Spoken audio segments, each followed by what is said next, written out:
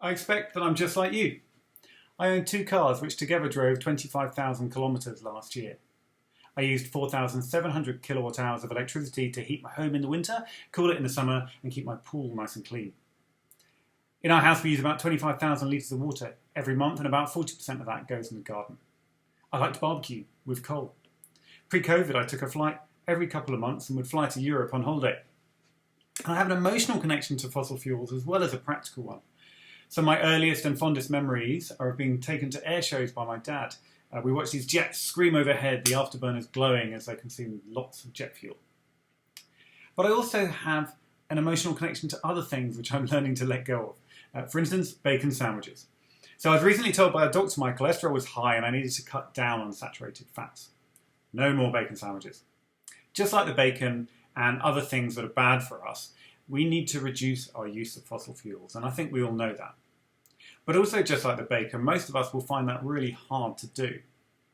And the trouble is that, unlike my cholesterol, there is no safe level of greenhouse gas emissions for our planet. The more greenhouse gases in our atmosphere, the more the temperature goes up. We can slow our emissions and bend the curve, but without achieving zero increases in emissions, we will not stop our planet becoming a hot, unpredictable and far less biologically diverse environment to give on to future generations. So we should make the changes in our personal lives to use energy more efficiently and be selective in what we use that energy on. But that alone isn't going to solve climate change. Because at the core of this challenge are the emissions which are built into the systems our society runs on. These are emissions from manufacturing, from steel, concrete, plastics, from producing the food that we eat, and from transporting us and the goods that we consume from one place to another, as well as the generation of the electricity which we all use. Now all of that may sound overwhelming, and it is.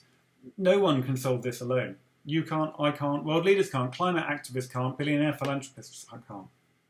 But fortunately, we are not alone. There are 7.9 billion others on this planet. Once humans organise around an idea, we can do incredible things collectively. And right now, that idea really needs to be saving future generations from the worst effects of climate change.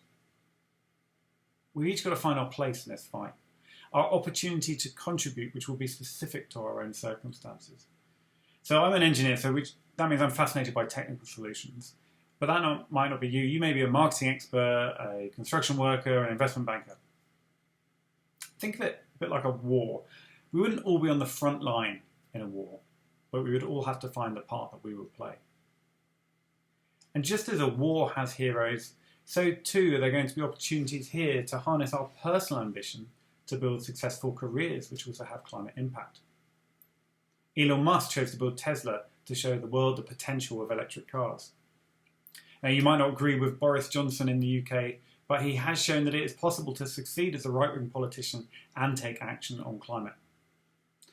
And here in Australia, one of the country's richest people, Andrew Forrest, is building a brand new company, Fortescue Future Industries, into a renewable energy powerhouse, which has the potential to have a massive impact on reducing emissions, as well as make him considerably richer. In 2022, the opportunities to be on the right side of history are everywhere. What will yours be?